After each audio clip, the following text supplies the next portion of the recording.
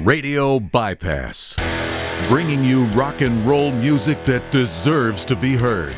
Discover new bands. Here's some old favorites on Radio Bypass. Our guest today has been sharing his music with us here in the United States since 1982, when his then band Virgin Steel first appeared on the U.S. Metal Volume 2 album, an album that I still have somewhere in my collection, from Shrapnel Records.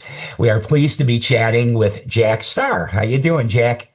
Great. It's a privilege to be here and an honor, and I'm happy that I can talk a little bit about the new album. And Yeah.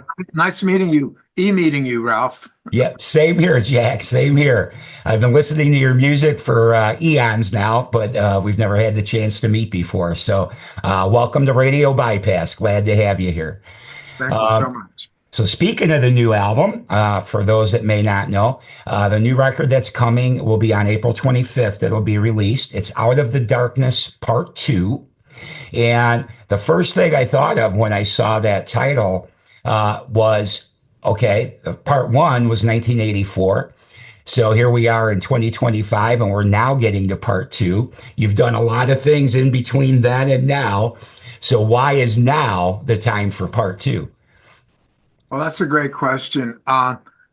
Honestly speaking, it was just a great idea because we created some goodwill with Part 1. And so the question, begged to be asked, hey, why not a Part 2? Now, if Part 1 had failed dismally and, gotten bad reviews and everything else, there would obviously be no need or desire, for a Part 2. But it did well, and I think it was a good omen for us to continue. And I had done a lot of other stuff, and I figured, it might be time. 41 years might be enough time for people, and to remember and want and still be alive for Part 2. Right. Yeah, I just thought it was kind of funny. I'm like, oh, that's interesting because you've had so many records come out between then and now. And something else I've always wondered about you ever since I first discovered you back in the early 80s is some records are Jack Starr. Some records are Burning Star. Jack Starr's Burning Star. What's the difference? Like, what makes a Jack Starr album versus a Burning Star album? Well, some of that really occurred because of licensing, like the same album, like No Turning Back, for instance, it might be released in one country as just Jack Starr, and in another country, the record company, for whatever reason, felt that it would do better Jack Starr's Burning Star. And I didn't really want to get into the whole, defending one side or another or arguing with, some guy at a record company in like New Zealand that I'll never meet, or in, or whatever. You know what I'm trying to say is that it was really a record company thing, or some guy in Europe, and like when my solo album came out on Roadrunner in 1984, they wanted to just call it Jack Starr, which was fine by me. And, they liked the simplicity. And then I opted to try to do more of a band thing, and also I felt it would be a good thing for people to know that, hey, there's a band behind this that is going to come out and play. And so that was that. So there was both sides of the coin. Gotcha. I was just curious because the last album in 2022 was under Jack Starr's Burning Star, Yes. and this one's under Jack Starr. So I was just kind of curious because I've noticed that throughout your career, different releases come out, one way or the other. So I've always just sort of wondered why. Well, this is actually not a Burning Star album. It's a Right. solo album. And so therefore, I can't call it Burning Star because Burning Star would mean that, Burning Star has Ned Maloney on bass, who's been on all the albums in the 21st century. I like saying that. It's just so weird. Hey, we're in the 21st century. Yeah. But so it would have those people. It would have Rhino on drums, who's also played on all the 21st century albums. and so on and so forth. So so this is definitely something totally different, and Mhm. it's really a solo album. And on that, I've really done, the lion's share of the writing, though I've had help from Gene Cooper, and I've had help from Giles Lavery, who also sings on the album. And you know, it's really something different for me because it's not as the music isn't as complicated as the Burning Star music. Burning Star always had a progressive bent to it. Mhm. Uh, this one I don't think has that as much. I think it's a little more direct, and therefore, it appeals to me as I get older and you start losing your memory. Uh, you don't want a million changes. You don't want to be Dreams Theater at my age Right. or Rush. I mean, I could possibly do it, but it would be a tremendous. It wouldn't be as much fun, really. I mean, nothing says fun to me like hanging on a really cool riff with some Marshalls blasting and some pounding drums, and without having to think, oh, wow, there's another eight different parts in this song. It, Right. it's tough to do that, and I mean, I respect the guys that can do that, but I'm glad that this album, Out of the Darkness Part Two, is really a very direct punch in the face. It is what it is. It's like Accept or Saxon or the early Metallica stuff. It Right. I mean, there is no trying to be all things to all people. What we're trying to do with this album, and I think hopefully we've succeeded, is be like old school metal, guitar driven with great vocals and great drums and great everything else. And, great bass playing, which, Gene did a lot of that. Kind of reminds me of the bass player in Van Halen, actually, the way Mhm. he was, the way he was playing, and Michael Anthony, that's the guy's name. Okay, Yeah. just remembered. And so, yeah, it's really a pleasure to do this kind of music. Well, throughout your career, I mean, you did, take a little swing into blues a little bit. You did have a Yeah, blues album, but you've stayed pretty true to traditional metal.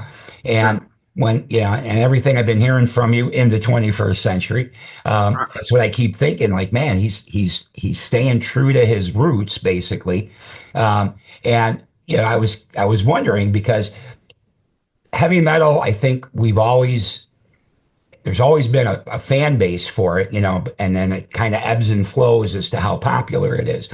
And so sometimes, people will dip away from it. Some don't, like Judas Priest has stayed true to what they do. Iron Maiden stayed true to what they do. But a lot of times people do turn away from it. What's your motivation that you stay in that vein all the time or most of the time? Right. Well, I love it. I really do. I just really like a well-crafted, well-played, well-sung metal song. Is something that you can't find anything better. If you're in your car and the night wind is blowing and the windows are open or the top is down and you turn on a great metal song, it's one of the great feelings, that you can have. The energy. The energy. Yeah, I Yeah, love it. Unapologetically, I love it, and there's no age for it. I'm right there with you. Yeah, Right? I agree. You either got the message at some point in your life and you decided, yeah, I dig this stuff, or you didn't. And that's cool if you didn't, and you like, whatever, Bruce Springsteen or U2 or whatever, and those bands have their place too, Sure. It's just that for me, the metal really did it for me. And also high energy blues, because I like blues, but I don't like crying in my beer kind of blues. I'm Mhm. more into the Stevie Ray Vaughan, Take No Prisoners, Play Loud kind of blues.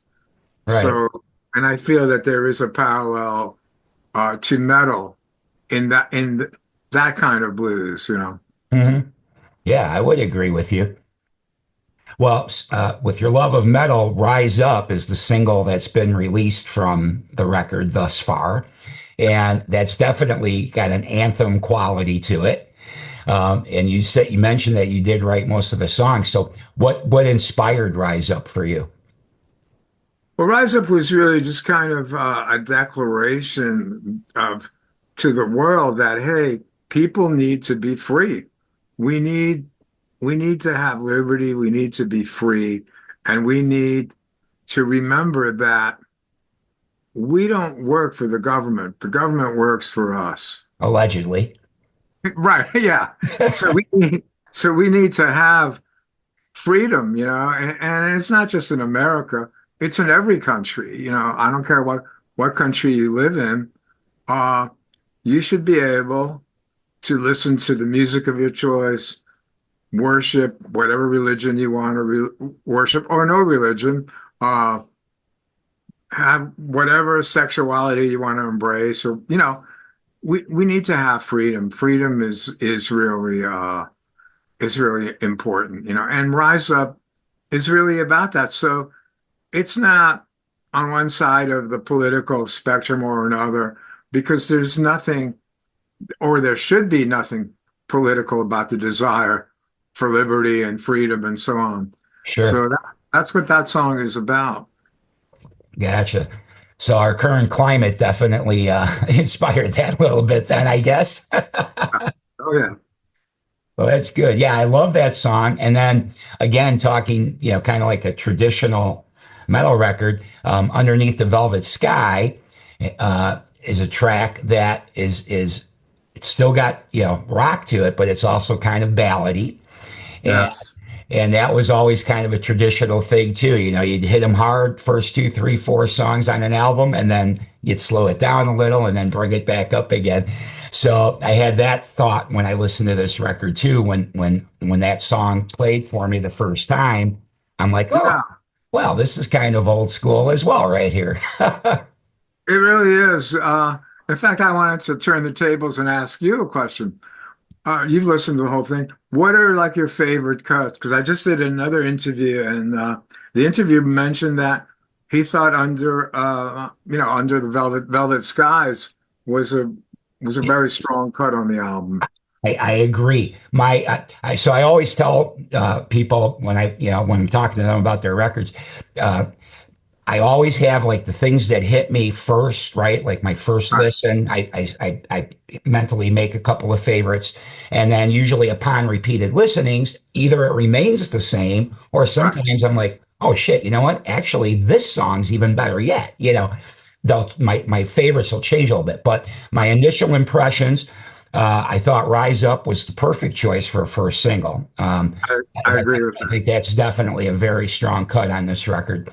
I do agree with Under the Velvet Sky because I actually highlighted even on my little notes here because I thought it was such a well done song. So those are two of my early favorites, and then probably the other one that I think hit me kind of equally to those two, and upon my first impression, is The Greater Good. I like that quite a lot. I totally agree. In fact, I've been wondering myself what song the record company is going to go. I think we're going to have a second video, and I'm torn between those two as the second video. But I'm thinking also that maybe Velvet Sky might give an incorrect impression that it's not going to be a heavy album if they only hear that. True, but anybody that's followed your career, though, I mean, maybe new people wouldn't know, right? New listener, but anybody that's followed your career kind of knows what you're all about because we've, probably bought every record you've put out, at least a geek like me, anyway. That's once I'm into somebody, I'm into them all the way. Um, I, I thank you. So you were the guy that bought those albums. I Yeah. was. The only one that I don't have a physical. Well, actually, maybe there's a couple that I don't have physical. I know for sure. Swimming in the water. I only have digital. I don't have a Oh physical. yeah. Oh yeah. So Uh, you listened to some of the bluesier stuff I've done also. yeah, in fact, that record. If time permitted, but since we landed here, I'll ask you now. On that record, you had Blues for Gary. I'm assuming in reference to the amazing Gary Moore, Yes. and I can hear in your tone you're emulating to some degree his guitar tone on that track as well. Yeah. Uh, so I was curious. You mentioned you're not maybe the traditional blues guy. Maybe you're not the Chicago 50s blues lover or something, but was Gary, both as a heavy metal guy when he was doing that and when he switched over to the blues, was he a big influence on you? Absolutely. Yeah. I loved Gary's playing since the first time I heard him play. Mhm. Even Thin Lizzy, there's something special about his playing, his vibrato, the choice of notes, the phrasing. Yeah, and that's what I try to do because I think that metal, from a guitar point of view, sounds better when there's some blues roots to it. Like Tony Iommi has blues roots, and some of Jimmy Page, who kind of dabbled in both. More than dabbled, but had a He was really everywhere.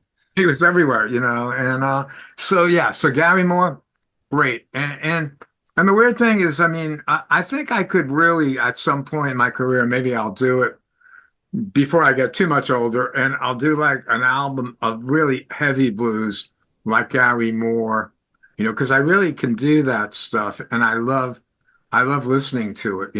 I did one song similar to that. It's I don't know if you heard Jack Starr album that came out in Italy, but What's the title? the title really is just they called it Jack Starr Blues at Midnight, I think, but the song is Blues at Midnight.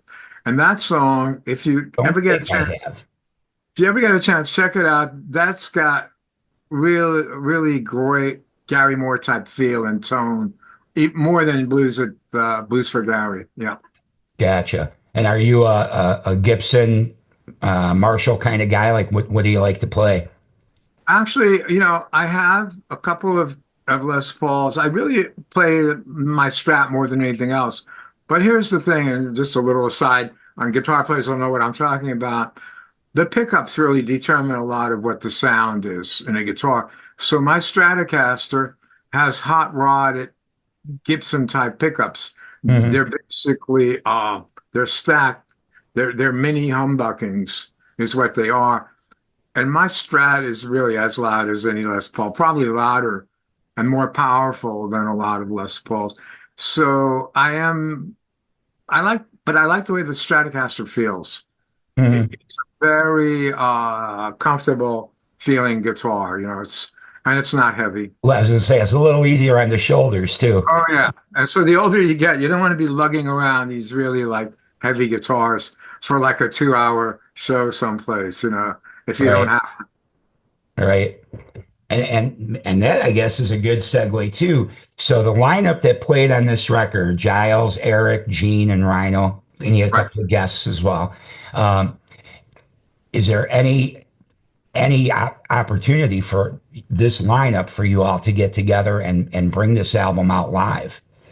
Well, I'm really hoping that there will be, and I think it's going to also depend on how successful, the album does. But I think that I can see that happening because I think it's going to be pretty successful, an album, if the indications are anything to judge by. Hmm. The reviews have been solid, and yeah, so I would like to do that. I think Giles has expressed to me a desire to do that. And really, that's so important. I mean, in recreating something, you want to have the singer. Drummer would be good too. Rhino, of course, is a great drummer. Right. Uh, and Gene played bass on it, so it would be nice to have that as well. And also, we had help. There's three other guitar players that helped on this album. Uh, so Eric Juris, who plays in Warlord, which is a band that Giles has, did some great guitar stuff. He duplicated a lot of added, like second guitar stuff to a Mhm. lot and did some great rhythms, and he even did if I wasn't happy with like the sound of a particular solo, I had no problem with Eric doing the solo with his sound. And because the main thing for me is it's not about how many points I can rack up and how many Many credits. notes a second. No, I don't care. I mean, I would have as much help as humanly possible to make a great album. You Mhm. know, I have no problem with that. And we got some really great people that helped. The the uh, the main producer on the album, a guy named Thomas Merkler, who played lead guitar with Paul Di'Anno. He's on some tracks. He starts off the song "Greater Good." Now, I had a riff, and the riff, for whatever reason, didn't quite work. So Thomas said, "Would you mind if I change like two notes on it to make it work?" And I just basically said, "Yeah, let me hear it. Let me hear it." And I was like, "This is great. Let's use it."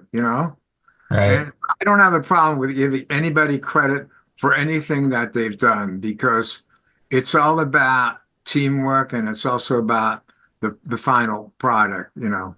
Sure, sure. That's a good attitude to have. I'm sure there's some that would be insulted or whatever. But if you care about the art, that's the right thing. Yeah, absolutely. And different ears hear things differently and come up with different ideas that sometimes or oftentimes do make a song better. So why not take it under advisement? You don't have to go with it, but at least check it out. Right, and that's what producers do. And some of the best bands have had good producers, like Mutt Lange, Hmm. made Def Leppard sound amazing, made them sound huge, and so on and so forth. I mean, and I could give you other examples like REO Speedwagon. I was reading an interview like 20 years ago, and the producer was talking about how he would comp like three or four solos by Gary Rickrath, put them together and create one incredible solo. So Was that Kevin Beamish when they were I think working that with was, him? yeah, I believe that's the guy's name. Yeah. And, Gotcha. and Gary Rickrath, when he was alive, he didn't have a problem with the producer saying, Gary, I like the beginning of this solo that you did, track number 4, and let's blend it in with the solo that you did on track 10, if you have no objections. And they did that, and then come out with some great, great, recordings. So I don't have a problem with that happening at all.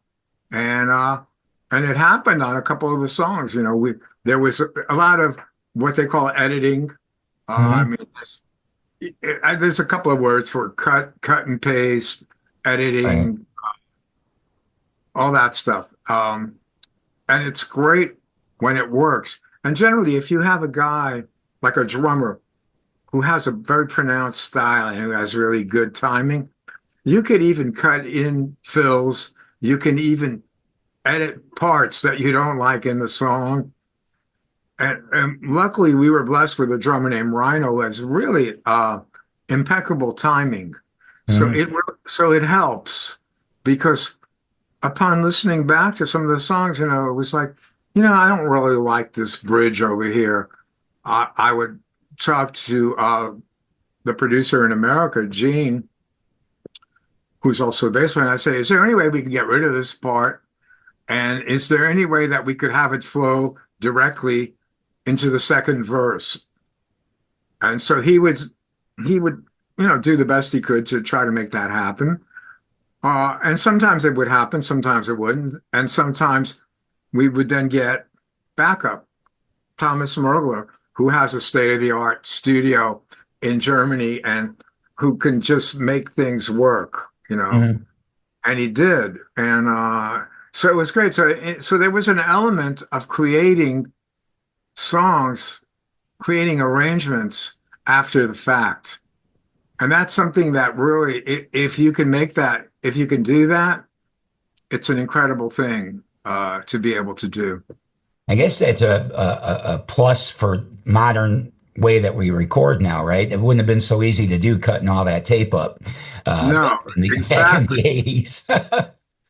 And it's funny you mention that because literally that's the era I grew up in when Right, we would go into a big studio, we'd be paying like $100 an hour, which was astronomical back then. right.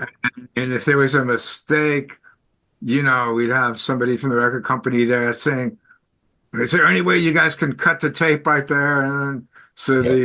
the producer would take out literally like a razor blade and put it on two machines and cut the tape and then use some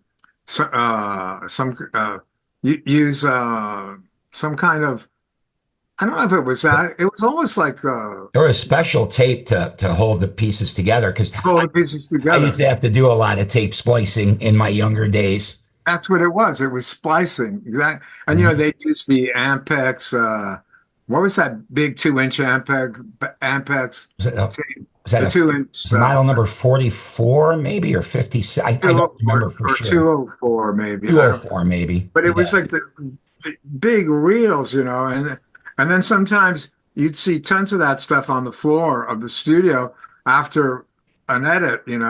Yep. But And it those was, reels of tape were not cheap either. So it was a oh, shame when you'd see all that on the floor, like, oh man, those, yeah, those tapes were like, I think back then they were like 250 a reel or three. easily. But Yeah. the weird thing is, I look back on that and, but it was great. It had its certain charm.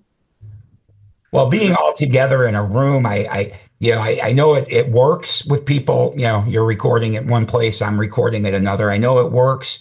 yeah, Records still sound cohesive. But when I think of musicians, and I've been around musicians all my life, and yeah, sometimes though, I still feel like you lose out a little bit by mm, not all being in the same room because sometimes just that camaraderie that you share when you're all together can spark some great things as well that probably don't happen when you're doing your thing in your room in your house or wherever, and the yeah. other guy's doing his thing wherever. And even if you meet up like we're doing right now, the vibe still isn't the same. Yeah, you're right. You're 100% right.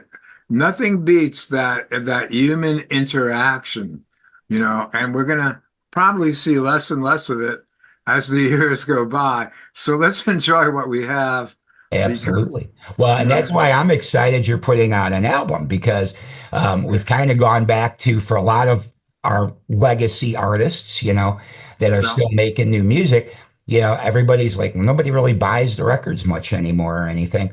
So we've kind of gone back to being a singles world.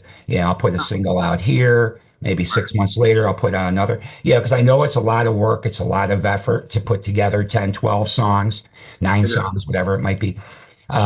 And so a lot of people have, kind of gone away from that now, and it's all singles based. So for you to come out with an entire album in the 21st century and in this part of the 21st century is in my eyes very cool because I know it's just not happening as much as a guy like No, me would like. But I also understand that the modern world isn't that. I mean, you know, it's there's not too many people that go out and grab a full album and do like we would have done as kids. Put your headphones on, listen to it from start to finish as an entire piece of art. People don't do that as much anymore and read all the liner no, notes and kind of immerse yourself into that music. exactly. And I think the attention span of a lot of people is less than it was from our generation. I Right. mean, or maybe it isn't less, maybe it's just they're attuned to different things, Yeah, and like there's more of them. We and didn't there's have as more many of it. choices. Yeah, We didn't have all these social media channels to take up our time right. watching somebody's video. We didn't have YouTube. We had radio, albums, and then, whatever offshoots of that, cassettes, 8 tracks, whatever it might be. And Yeah. and the And television, and you had a few television channels, and that was it. So right. Until MTV came out. It's weird because Well, when we were recording this album, I wanted it to be to appeal to old school people that like old school, whether they're old or young. But I also wanted to see it if some new people would like it.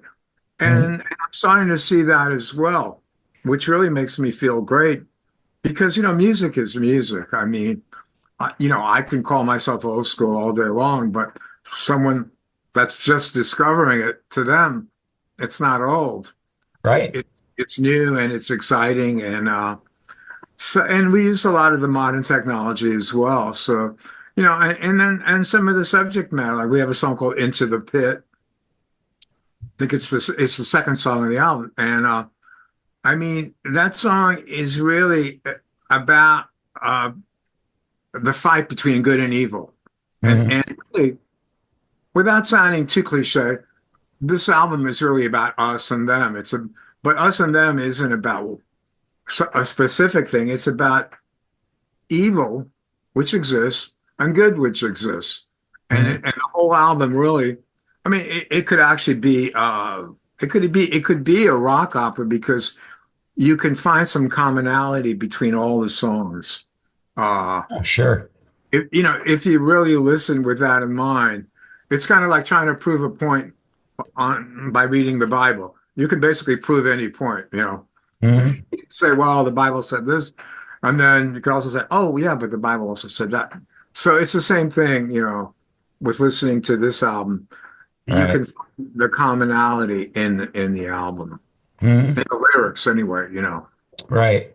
Right. Which I'm impressed that you're the lyric writer too. A lot of guitar players I meet, they're like, yeah, I don't really do the lyrics. I just do the music. So, Well, I had some great help with the lyrics. I had Gene Cooper helped me on some of it, and Giles Lavery, who's really a great lyric writer as well, which you have to be when you're a singer. hmm. So and also basically, I mean, if you're in the scene, you know what kind of lyrics work and what doesn't work. It's like Brian Wilson in 1962 writing about y- y- you know get around, I get around, you Hmm. know so he's talking about a scene that existed out there of surfers and guys in hot rods, and you, you know and it was a world that he was very familiar with. Yeah, you write what you see. You write what you see, exactly. Yeah. And for me, it's this whole playing live. It's this whole struggling to make a name for yourself, struggling to get a great sound, the camaraderie that exists when you meet other metal fans, like at a festival, and or anywhere, or in a bar or whatever. And this camaraderie is really what defines us Hmm. as people that like metal. And it doesn't matter how old you are. It doesn't matter what race you are. I mean, I have great memories of being a guest performer with Hyrax, which is a band that has a black lead singer. Hmm. You're familiar with the band, right? IREX, I'm not familiar. I've heard the name, but I've not Yeah, heard the music. yeah, they're like a thrash metal band, and for me, it was just cool because the when we played this festival, the the fans in Germany, probably most of them are white, maybe 90%, but the way they accept, uh, Katan is his name, the singer, and there's no racism, there's none of that in metal. I Hmm. know There's not. I it's agree. hard to believe because you think of metal guys, oh, these tough guys that are opinionated, and all this. But I wish more of the world could be as open-minded and as just as honest and fair-minded. Hmm.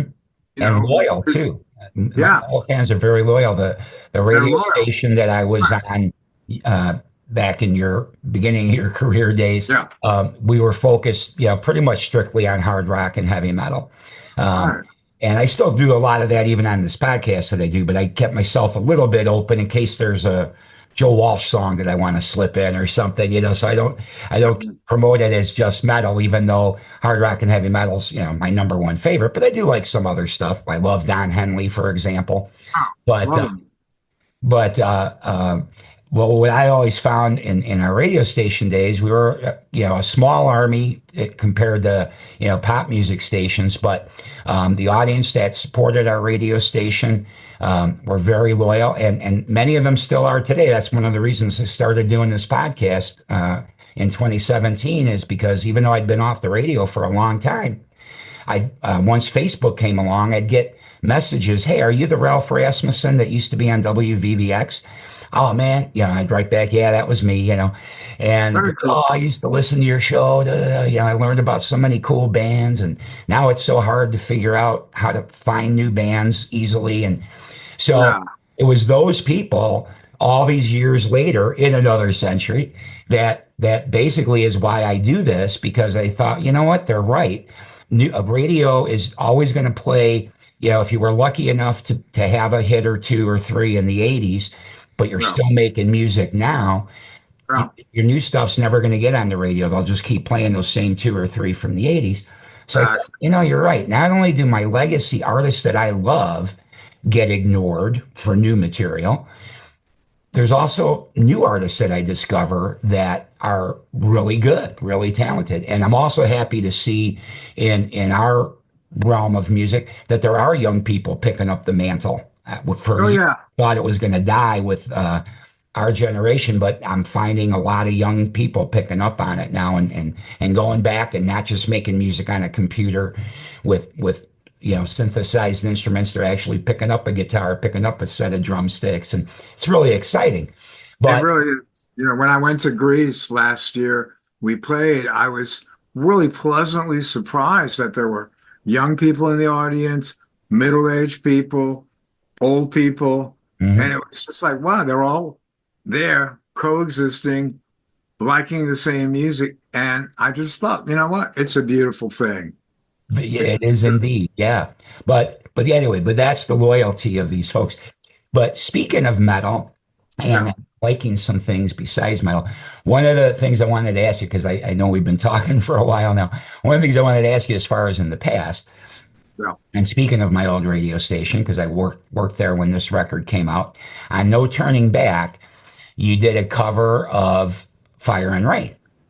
Yes. That is to this day the version I still like to listen to the most. And it's not often for me that I like a cover of somebody's song more than the original artist's version.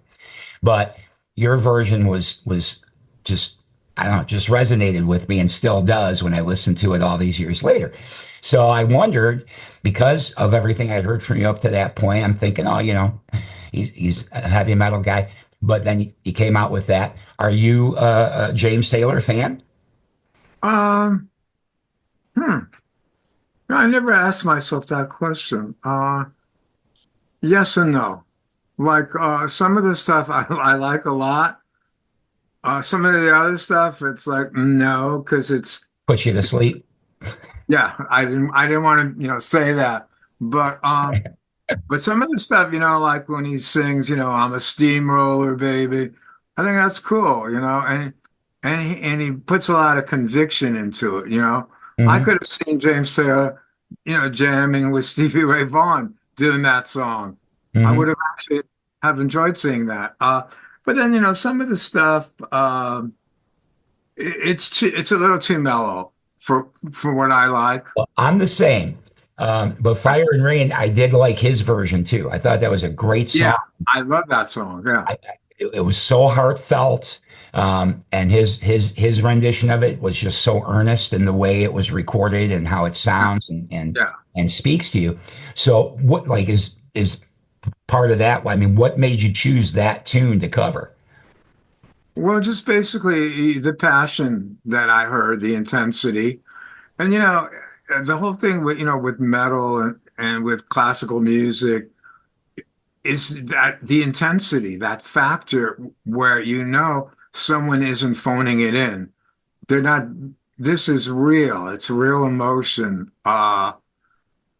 We do that on this album, it's real.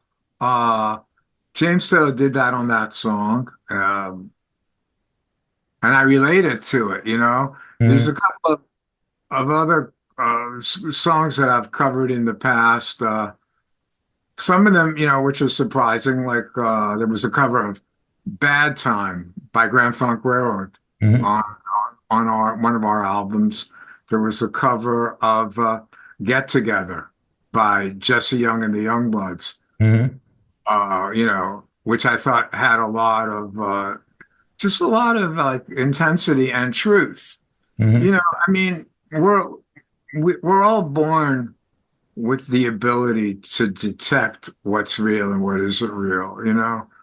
And when someone confronts you, the listener, you as a listener, with truth and intensity, and you have to relate to it. I mean, I hear sometimes some songs from the most unlikely places, and I'm thinking, wow, this would make such a great cover. But it's very hard to convince musicians that you're playing with to see that. It was hard actually to convince them that Fire and Rain would be a good choice. I mean, yeah, there's like I would like to do a cover of a song by an obscure Greek band called Aphrodite's Child. They Definitely had not familiar with that one. you're not familiar with it, right? Not, no. They're obscure. They had a song called "It's 5 o'clock." I think it's a great song, and I think somebody should cover it. I tried talking to the singer in Burning Star about doing it, and he was like, "Oh, this is crazy." No. Then I said, "Okay, what about this Italian song?" He's Italian. "Ti amo," which is a huge, huge song in Europe. You probably don't know it, but I don't know. if you lived in Europe, you cannot live a 24-hour day without hearing it somewhere like in a grocery store, in a department store, and it's an Italian song. So said to Alex, I said, maybe we should do like an English version of this. I goes, "You're crazy. This is the music that my parents listened to, you know." And I said, yeah, first of all, I'm the age of his parents anyway. But I said, yeah, there's beauty to be found everywhere. And so And with you this can album, metal it up a little bit, you know. I mean, Fire and yeah, Rain's a little heavier than it certainly was originally. So, yeah, you can heavy it up a bit too, exactly, because you're going to play it with the input of who you are now, right. not who you might have been 30 years ago or 40 years ago. I mean, it's the same thing when I listen to like, Guns N' Roses. I hear a lot of different influences. You know, you don't just come up with Sweet Child of Mine in a vacuum. You've Mhm. had whoever wrote it, I think it was Slash, right? I think Axl was involved too on Oh, it was Axl. at least Okay. lyrically. So those two. So Mhm. you don't write songs like that in a vacuum. It comes from having listened to tons and tons of rock music, and not just metal, but just rock music. Right. And none of this stuff on this album. Hey, let me do a shameless plug. Please None, do. There you go. That looks good. I see it clearly. none of the music on this comes from in a vacuum. It's not just a bunch of guys that listened to Pearl Jam or, Nirvana or, bands like that, or it's got roots. Hmm. It definitely has roots. I mean, look, I'm the same age as like the guys in Kiss. I might be like a little bit younger, but around approximately the same age. So, and I love Kiss. They're great. Mhm. But I listen to the same stuff that they did. So, so whatever I come up with isn't going to necessarily sound like Kiss or sound like Iron Maiden or sound like, any of those great bands. It's Right. going to sound like a guy, you know, who's around the same age as those guys who listen to, and I'm sure I listen to a lot of the same stuff that Gene Simmons and Paul Stanley listened to. I mean, like Jeff Beck, like Jimmy Page, and so on and so forth. And and it's the same thing, with it's the same thing with Kiss, I mean, but Jimmy Page and who's definitely older, and those guys are like all Yeah. pushing 80 now. He's 81 or 82 now. Yeah. Right. So there's a 10-year thing going on over there with me and them, but not with Kiss. Mhm. So with Kiss, we all grew up listening to the same stuff, Right. and and so I'm trying to basically not stray from that because that's who I am, And if people, let's say, would say, "Oh, well, this sounds like this guy," or "That sounds like," that might be because that guy, I listened to the same stuff they did, Sure. If they say, "Oh, well, this song might sound like Accept," well, or the Scorpions, perfect example. The Right. Scorpions are probably exactly my age, okay? So the Scorpions, I know, listened to the same stuff growing up that I did. And it's a great thing that they did because they were able to come up some killer songs. Still Loving You. What a Right. monster ballad that is. Mhm. And and I think on this album, we created a monster ballad. Mhm. Uh Velvet Sky is really if and someone said this to me in an interview that I did I think a couple of days ago. They said, if MTV were still around and if FM radio played metal ballads, you would definitely have a hit. And Mhm. I thought about it, and it's like, yeah, the guy's probably right. Oh And yeah. that's I thought the same thing with Rise Up too on the other end of the spectrum. right. If there was still stations that supported playing new, like if that song would have come out in, 1988, 89, it would have fit right in then too with what was happening, and would have Yeah. got tons of airplay back then for sure. I Well, mean, let's all go back in a time machine yeah, and yeah, let's do that. right. But and that's what I think is beautiful about this album is that nobody at Brave Words Records said to me, "Hey, you got to make it more modern. We need more synthesized drums. We need." They knew what I was about, and they were when they gave me that liberty, and Giles, who's into the same music that I'm into, and Gene Cooper and Rhino, we were all on that page where we gave ourselves permission to make an old school album. The Mhm. only thing that we wanted, and they gave us permission too. The only thing that we wanted is we wanted it to sound though as good as the stuff coming out now by Accept or by Saxon or by Maiden or all those. And I think we really did it. I mean, it's a Oh, you very did. If you yeah, if you play this. If you A B it to, Saxon's a great example because their last couple of records have sounded killer.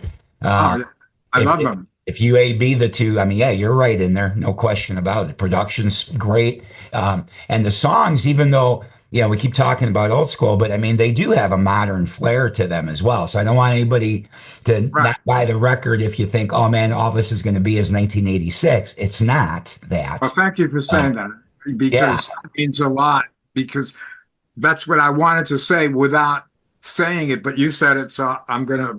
Yeah, well, because we have used that term a lot, and since you guys have not gotten to hear this whole album yet, but you will April 25th. It's important, I think, for people to know that we're not just reliving that era. This Glory days, yeah. this is definitely a 21st century, to use your phrase from earlier. It's definitely a 21st century album. The Yeah. production's great. The clarity is good, because sometimes I do get a little irritated with modern recordings. They're too compressed for my liking. And, Yeah. um, and there's not enough definition between the instruments. I do get irritated with some modern recordings. Um, there's no breathing room at all. Just everything's right in the middle. And it drives me crazy when I get stuff like that. But this is not that, folks. Well, Um, thank you for saying that because Thomas Merkler, the main producer on the album, that was one of his goals, to not have it sound that compressed and phony and artificial sounding. He wanted it to sound open, mhm. Yeah, I and know there's punchy. tendency to be loud, but screw the loud. I'd rather go for the dynamics because it's a nicer sound and gives you, for those that music speaks to your soul. Maybe I'm alone in this, but I don't think I am. No, When there's air and space and dynamics, it hits you harder deep down. you're right. You're 100% right. And it was great because I didn't have to convince Thomas Merkler. He knew what he needed to do. He had the knowledge and the tools to do it. Mhm. And the way you described it as how did you describe it as not the not being all compressed? Yeah, no, yeah, because a lot of stuff I get, it's everything's just together. There's no definition between the instruments, Right. and That was the voice for that matter, or the voice is up here and then everything is below it, but everything that's below it is all at the same level as well, and it just ends up it just yeah, doesn't work. And I see that tendency in the last 10 years, I would say. Everybody, maybe longer. yeah, But I've really just started getting irritated with it maybe the last 10 years. It's probably been going on longer, but where it just everything's just one big fat thing. Let's just make it as loud as we can. Who cares if there's definition? Because people are probably listening to it out of little teeny speakers like this. But there are those of us that still want a nice sonic experience. I still have a dedicated room with my turntable and my good amp and my good speakers. And that's how I unwind. I like to go listen to music the proper way. yeah. I have that exact room you're talking about with my albums. And a lot of them are from the '80s. And I'll tell you, nothing beats, in my opinion, a really good sounding, well produced vinyl album. I mean, Absolutely. you know. I mean, these have a purpose, right? I mean, for a quick check of a song or whatever, it's fine. Nowadays, like my car now doesn't have a CD player, so great, I can stream music from my phone because I can't bring a CD in the car. But for a true sonic, wonderful oral experience, you can't beat sitting down with a vinyl on the turntable and a good set of speakers and a good amp and hearing it like as if those musicians were in your room. If it's recorded right, they'll sound like they're in your room, and that is just I still discover stuff on this album. And I know it sounds weird. I'm one of the guys that made this album, but I listen to it every other day. I'll listen to it in the car or in the music room. And it's like, oh wow, this guitar came in here and producer queued up the second rhythm because there's a second rhythm and I hadn't heard it before. But uh-huh, I'm listening at a pretty loud volumes on real speakers, right. not not on a little headset. And I'll tell you, it's great. It's exciting, and I love it. Yeah, well, and I'm excited for you. And maybe this is a good segue to wrap things up for us, Yeah. because I love that you've done this record. I really liked "Souls of the Innocent" too from a couple of Oh, years back thank as you. well. Yeah. Seemed like he had kind of a theme there. I don't know if that was an official concept album, but kind of seemed a little bit Uh, concepty. Yeah, that was. Yeah, actually, it was. Yeah, that was a good album. Yeah, It was. really It good was album. different though. Different than this album. I think this album is a little more direct. Hmm. Uh, you know, um, I can tell it to you this way as a guitar player. This album is easier to play on the guitar to go and perform. There's not a lot of there's not a progressive bent to it. Mhm. Uh, all of the Burning Star music all has a little nod to, to the progressive side. I mean, like Stand Your Ground had like a 12-minute song on it with, three different movements. This one is kind of more direct, Out of the Darkness Part Two. And for me, I love that because I want to have fun when I'm on stage. I don't want to be like Having to worried. overthink things. Yes, thank you. You Yeah. know, I could never be in Dream Theater. And not to take away from those guys, they're great, but it's you have to be really, really focused and concentrating. And for me, it would take a little bit of the joy for me. But of course, if you're those guys and you've been doing it, that comes second nature to them, like Rush. Sure. And those are very partsy songs. I mean, there's all kinds of stuff going in and different time changes and everything. So this is a little bit more direct. Yeah, You know. I would agree with you. So at the end of this, then I'm going to go ahead and if it's okay with you, I'm going to add the single "Rise Up" to this. Um, Right. we don't know the full plan yet, but you think there will be probably at least one more single released before the album comes out? Yes, yes, and I believe either going to be The Greater Good or maybe Velvet Sky. I really don't know which one. I think Giles had said The Greater Good, but I could be wrong. It could also be Endless Night, which is a great song. Also a great song too. Yes. Yeah. I didn't list that in my early favorites yet, but I do like that. So, I mean, I like the whole record. But you asked me for my initial impressions and my earliest favorites, so that I Yeah. gave you those. Um, Yeah. so good. So we'll get another single, and then this interview, as you and I speak today, this will actually come out on April 2nd, so a few more days from now. So, guys, but as you're seeing this, the record's only about 3 weeks away, 3 weeks and a couple of days. I think Brave Words is taking pre-orders um, Yes. for it. Yes. So They you are. visit Brave Words Records, or is it just bravewords.com? I can't remember right now off the top of I my head. believe it's Brave Words Records. Yeah, I That's think so too. I'll have a link in this when you guys see okay. this. I'll Yeah. have a link in there Okay. where to go. But you definitely want to get the record again. Jack Starr, the new record is Out of the Darkness, Part Two. 41 years in the making. Right. Because I'm only 43 now, Exactly, exactly. Uh, plus but 30 years. But Jack, it's been great talking to you. I got other things I wrote down too. We could be here till next Oh, week yeah. because you've done so much in your career. But we'll leave it at this. And guys, again, the new record, Out of the Darkness, Part Two, Brave Words Records.